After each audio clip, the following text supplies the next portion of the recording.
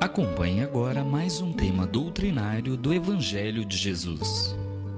Continuando o estudo do Evangelho segundo o Espiritismo, capítulo 17, Sede Perfeitos, e nós estamos falando sobre os bons espíritas. Hoje nós vamos falar sobre os bons espíritas. Logo no início, ele faz uma referência, o texto faz uma referência a um outro texto, que é exatamente o homem de bem. O homem de bem, na conceituação da doutrina espírita, é aquele que pratica a lei de justiça, a lei de amor e a lei de caridade, que são as três revelações de Deus para com todas as suas criaturas. Então, a referência que fez no primeiro parágrafo é isso. Nós não lemos todo porque o texto de hoje todo, porque ele é extenso, mas lá no final, a gente vai ver, talvez no último parágrafo, exatamente no último, nós vamos ver que neste último parágrafo está dizendo assim: conhece-se o espírita pela sua transformação moral e pelos meios que ele emprega para dominar as suas más tendências, as suas más inclinações. Então, esta é a orientação que a espiritualidade amiga, através da pena iluminada de Kardec, o codificador da doutrina espírita, nos traz sobre essas conceituações, sobre o que é o homem de bem e o que é realmente o papel, o trabalho, a atividade que deve ser desenvolvida pelos espíritas. Quando nós observamos essa conceituação, conhece o espírita pela sua transformação moral, pelos meios que emprega para dominar as suas más inclinações, nós voltamos no tempo e chegamos a Jerusalém. Aliás, nós não chegamos a Jerusalém, nós chegamos a Betânia. Betânia era um dos lugares que Jesus frequentava. Jesus foi muito família. Então, ele frequentou a casa de Pedro, a casa da sogra de Pedro. Ele, com Maria Santíssima e São José, compõem a Sagrada Família. Ele exaltou a família no primeiro ato público dele, quando ele transformou a água em vinho nas bodas de Caná. E também no último momento, quando ele pede a João Evangelista para cuidar de Maria Santíssima, e Maria Santíssima para cuidar de João Evangelista, que era o seu apóstolo amado. E quando ele frequentava a cidade de Betânia, ele parava sempre na mesma casa. E esta casa era a casa de Marta, Maria e Lázaro. Em um determinado momento, ele chegou à casa e foi recebido por Marta, que estava naquele azáfamo, correndo, arrumando as coisas, limpando a casa, organizando a comida. As donas de casa devem saber mais ou menos o que é isso. Chegou uma visita e elas ficam aflitas para organizar tudo. E a Maria sentou nos pés, onde ele estava, ao lado dele, e ele começou a fazer as suas orientações, trazer as suas parábolas, contar as suas histórias, e ela ficou enlevada com tudo aquilo que ele dizia. E a Marta ficou muito estressada, ela ficou muito aflita, e disse ao mestre: mestre, fala para Maria, né, levantada aí, vem cuidar da vida aqui comigo, vir me ajudar. Não exatamente dessa maneira, né, gente? Essa é a tradução minha. E ele, então, diz a Marta que ela estava realmente aflita, assoberbada de tarefas, mas que Maria havia escolhido a melhor parte, o essencial. Essencial. E aí nós ficamos nos perguntando, será que nós estamos escolhendo o essencial, nós espíritas, embora dizíamos no início a beleza que é o nosso grupo, tanto que a turma trabalha mesmo, mas será que todos nós já temos essa conscientização da importância de escolher o essencial nas nossas vidas? Logo depois dessa passagem, o mestre vai a Jerusalém e lá ele é martirizado, é crucificado.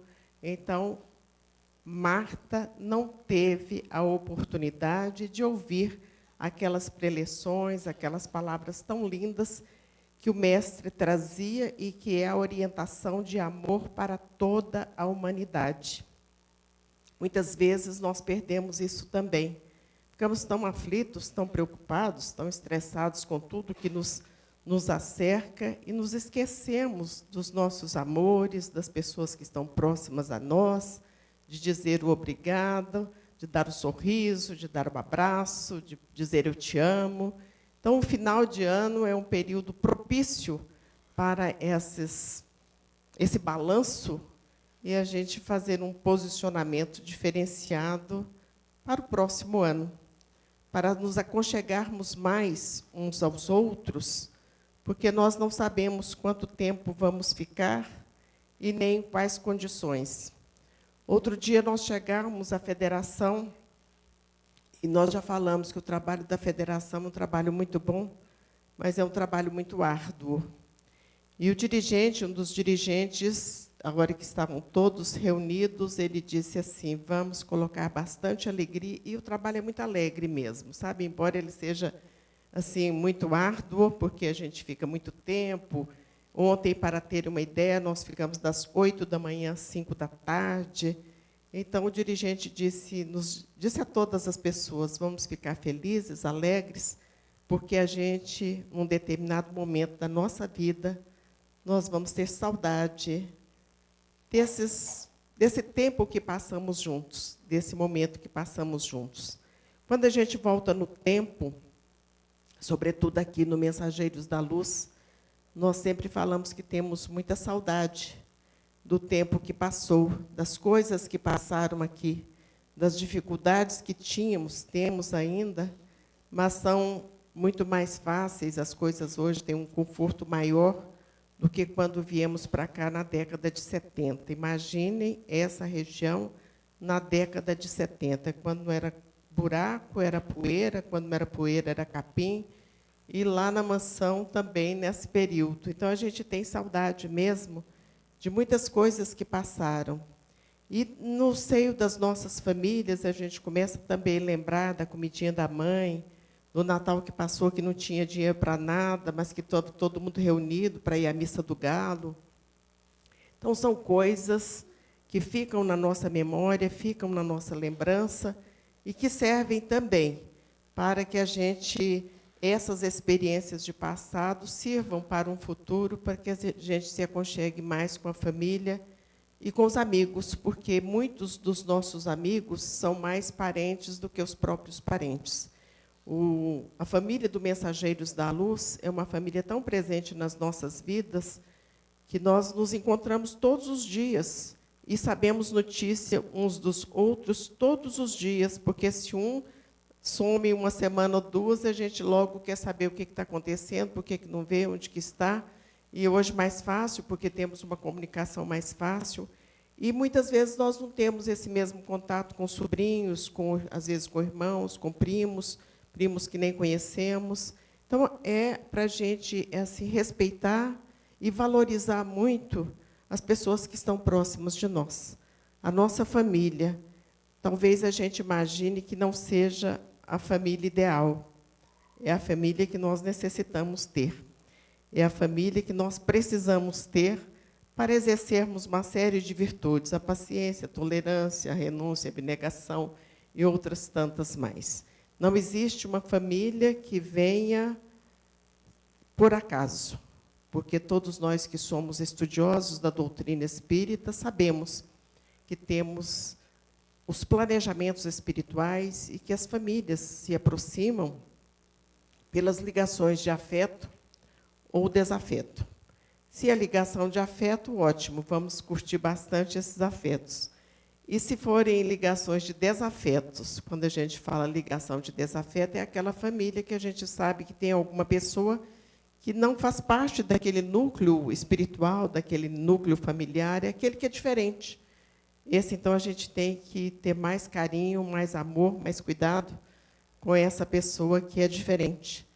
Existia um autor inglês, um grande autor inglês, e ele dizia que não é o perfeito, mas o imperfeito que precisa de amor. Oscar Wilde dizia isso, um grande escritor, ele dizia, não é o perfeito, mas o imperfeito que precisa de amor. Então, se a gente tiver essas noções, a nossa vida fica mais fácil. A gente tem que procurar fazer a vida mais fácil. E amar é uma das maneiras fáceis da gente viver em paz com todos. Outro dia nós dizíamos para uma jovem que a gente nem sempre tem razão. Ou, às vezes, até a gente tem razão, mas é bom que a gente coloque a sabedoria para pensar e deixe o outro imaginar que ele está certo. Ficou tão fácil, né? Está certo, e ele fica feliz e a gente fica feliz também, porque não teve bate-boca, não teve discussão, não teve animosidade, não teve energia negativa a envolver aquelas pessoas. E aí nós chegamos à casa espírita nessas condições, e como as pessoas chegam às casas espíritas? Uma grande minoria chega porque a família é família espírita, é aquele espírita que a gente fala que é espírita de berço. Seria uma grande alegria, uma grande bênção que todos chegassem à casa espírita dessa maneira. Mas a gente sabe que as coisas não são assim. Muitas vezes a família espírita tem um líder espírita, está tudo encaminhado, e, de repente, aquele retorna ao plano espiritual e aqueles outros não continuam na jornada da doutrina. E a gente sabe, pela informação do Evangelho, que aquele que foi muito foi dado, muito será pedido. Portanto, aquele que tem maior conhecimento, a responsabilidade dele para com a vida, para com a exemplificação, para com a coletividade, é maior do que aquele que é desprovido de conhecimento. Então, eventualmente, aparecem situações de líderes do movimento espírita que já retornaram ao plano espiritual, cuja família está em grande penúria, em grande dificuldade.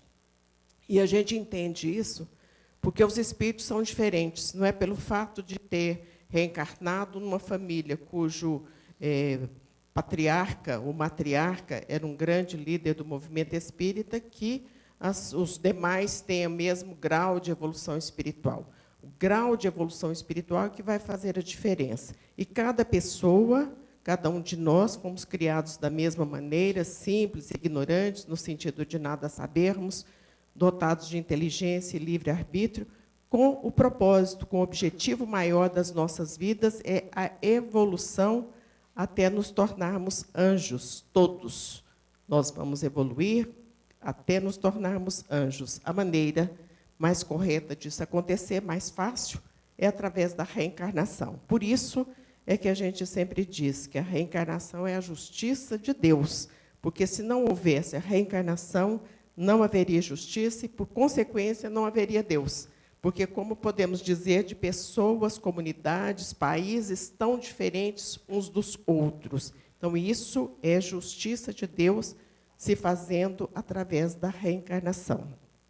Muitos, então, embora tenham nascido em berço espírita, não continuam, infelizmente, pelo menos nessa encarnação. Nas outras poderão ser, mas muitos não continuam exatamente porque o grau de evolução do espírito é diferente.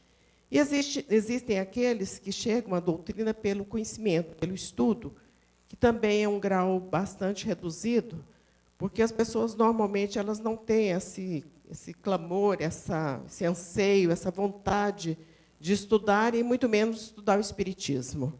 E a doutrina espírita, toda ela é baseada em livros.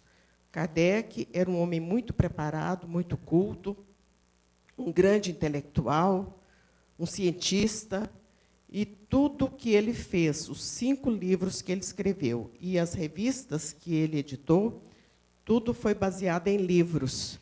Chico Xavier, quando ele começa, ele vê logo no primeiro momento aquela quantidade de livros, e ele vem para confirmar, para esclarecer, para ampliar o trabalho trazido na codificação da doutrina espírita. Então, algumas pessoas chegam à doutrina pelo conhecimento. Em todas as casas espíritas, Federação Espírita, todos os lugares têm os cursos, os estudos de doutrina espírita.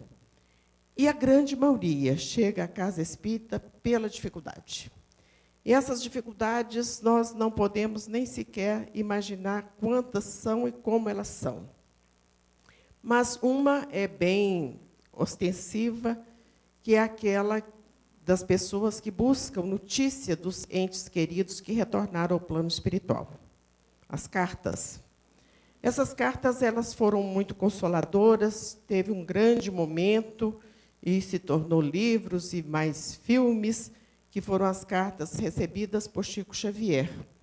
E a perfeição dessas cartas serviu de defesa, de instrução, de processo dos autos para a libertação, uma das provas para a libertação de presos.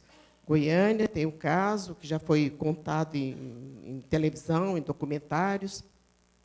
Aliás, Goiás tem 2 casos, Mato Grosso tem um caso também.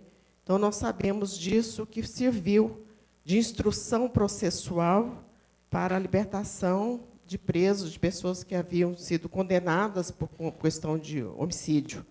E outras tantas que consolaram muitas e muitas famílias. Muitas famílias se tornaram espíritas exatamente por conta das cartas trazidas por Chico Xavier. Hoje nós ainda temos alguns médiuns, psicógrafos. Talvez o filtro mediúnico não seja tão ostensivo quanto o filtro do Chico, porque ele realmente foi uma grande antena mediúnica que a humanidade conheceu, um lápis iluminado, mas, de toda forma, essas cartas ainda consolam bastante. E outras pessoas chegam por conta das enfermidades. E nós sempre lembramos que as enfermidades de ordem física, embora muitas delas foram e são curadas dentro das casas espíritas, a tarefa da doutrina espírita não é trazer a cura para as enfermidades de ordem física. Para isso existe a ciência. Mas, muitas vezes, cura porque é o processo da obsessão, e tirou o espírito que estava envolvendo aquela pessoa, e aquela pessoa fica curada. Ela tem uma dor de cabeça atroz, porque o espírito que está ali perto espreme a cabeça, e ela sente muita dor de cabeça. O espírito foi ao centro espírita, tomou paz, o espírito foi libertado, e ela sai sem a dor de cabeça. Isso não quer dizer que a dor de cabeça não possa voltar, porque, se ela ligar nos mesmos sentimentos inferiores que ela tinha, equivocados que ela tinha, ela pode atrair não somente aquele, mas outros também. Então, muitas vezes, é procedimento obsessivo, mas a ciência está aí, nós nos curvamos sempre à ciência. Agora, existem os procedimentos de obsessão. E, até hoje, a ciência ainda não acompanha o processo de obsessão. Já existe a Associação Médico Espírita. Este ano, nós recebemos aqui em Goiás o Medinesp, que foi um grande evento científico, com cientistas, médicos, psiquiatras, psicólogos do mundo todo, um trabalho da doutora Marlene Nobre, que ela desencarnou antes do congresso, mas estava todo ele programado para ser feito em Goiânia, como, de fato, foi mesmo. Dia 20 de fevereiro próximo, vai haver um seminário da Federação Espírita sobre atendimento médico, as implicâncias legais com relação a curas nas casas espíritas. Anotem, 20 de fevereiro, a partir das 14 horas, na Federação Espírita, vamos estar lá trabalhando nesse evento. Então, existem dificuldades de ordem física, que aparentemente são de ordem física, mas que, na verdade, são procedimentos obsessivos e que são curados nas casas espíritas. Agora, os procedimentos de obsessão mesmo, que é a pessoa, aquela aflição, a loucura, as pessoas que chegavam às casas espíritas amarradas. Então, isso é libertação de espírito. Isso aí é casa espírita mesmo, que vai realizar esse trabalho. E esse trabalho é realizado, porém, há necessidade da mudança de conduta daquela pessoa que era envolvida por aquelas entidades de sombra, aquelas entidades equivocadas. Em todos esses processos, há necessidade da mudança de conduta, porque o objetivo maior da doutrina espírita é o despertamento das nossas consciências. É esta a proposta da doutrina espírita. Porque, se a doutrina espírita vem para restabelecer o Evangelho na sua singeleza, na sua simplicidade, para restaurar o Evangelho na sua singeleza e na sua simplicidade, e o Evangelho é todo ele baseado na reforma moral, através do perdão, através do sentimento de amor, através do sentimento de caridade, é isso que nós temos que fazer. É fácil? Não, não é fácil, é difícil, porque nós estamos jornadeando aí no tempo, e esse tempo nos mostra que nós somos muito equivocados. Então, há necessidade de uma força de vontade, de uma vontade férrea mesmo, para modificarmos. Existe um livro do Espírito Emmanuel, pela psicografia do Chico, chama-se Pensamento e Vida, e que ele fala que a vontade é determinante nas nossas modificações, porque, através da vontade, nós fazemos escolhas, e a nossa vida é feita de escolhas. Nós escolhemos mal, temos o livre-arbítrio, a inteligência para escolhermos. Agora, a colheita é obrigatória. Então, quando a gente planta mal, a gente, por consequência, vai colher mal também. E, dentro desses processos todos que a gente está falando de pessoas que aportam às casas espíritas, nós nos lembramos também daqueles que aportam com uma mediunidade ostensiva. A quantidade de crianças que estão dentro das casas espíritas com mediunidade ostensiva é muito grande. E aí a nossa recomendação, a nossa sugestão aos pais para que esses lares sejam lares de paz. Porque, quando o lar está conflitado, a criança, qualquer que seja a sensibilidade dela, mas, sobretudo, se ela for médium, vai complicar mais ainda, porque ela é sensitiva, ela recebe toda aquela carga de energia negativa advinda da discussão, do desentendimento, do sentimento de ódio, de rancor, de mágoa, que esteja externando aqueles pais. E mediunidade, ela é neutra. Depende de cada um de nós trabalharmos a nossa mediunidade. O médium, ele não é médium somente na casa espírita, assim como o espírita não é espírita somente na casa espírita. Ele é espírita 24 horas por dia, no trabalho, no trânsito, na casa dele, no supermercado, naquele momento de estresse absoluto, no hospital esperando para fazer o tratamento, na cadeira do dentista, em qualquer lugar que nós estivermos, serenidade, equilíbrio sempre. Por isso a importância de ler o sinal verde, colocar em prática o sinal verde sempre, porque esse é o norteamento da nossa vida, o norteamento de serenidade e paz em qualquer momento. E médium, sobretudo, médium, a necessidade que ele tenha essa serenidade. Nós só vamos adquirir essa serenidade através do autoconhecimento, através do estudo, da análise do estudo que estamos fazendo e colocando em prática este estudo. E, falando em estudo, hoje nós fomos procurar uma página do Espírito Emmanuel, vamos ler tão somente uma parte dela, que está falando exatamente sobre o trabalho na casa espírita, como é importante dedicarmos parte do nosso tempo ao trabalho da caridade.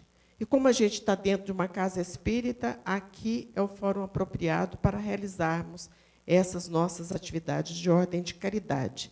Lembrando que a caridade, na conceituação de Kardec, é benevolência para com todos, indulgência para com as imperfeições alheias, perdão das ofensas. Enquanto a gente não dá conta de fazer dessa maneira, a gente faz sopa, a gente faz café da manhã, a gente distribui cesta básica, cumprimenta as pessoas no Natal, visita Santa Marta, visita o São Cotolengo, outros hospitais. Hoje eu disse para uma moça, tem que dar banho em menino, tem que cuidar das pessoas mais velhas, que estejam enfermas, solitárias, porque, muitas vezes, a gente está entristecido, e, se a gente dedica à caridade, a tristeza vai embora. É como diz o Guimarães Rosa, o grande Guimarães Rosa, quando a gente coloca o coração na miséria do outro. Isso é amor, na conceituação dele. E aí nós procuramos, então, o Emmanuel, nosso grande Emmanuel, numa página que se chama Remuneração Espiritual. Depois vocês procurem, o livro se chama Perante Jesus, mas a gente vai ler só um pedacinho por conta do tempo.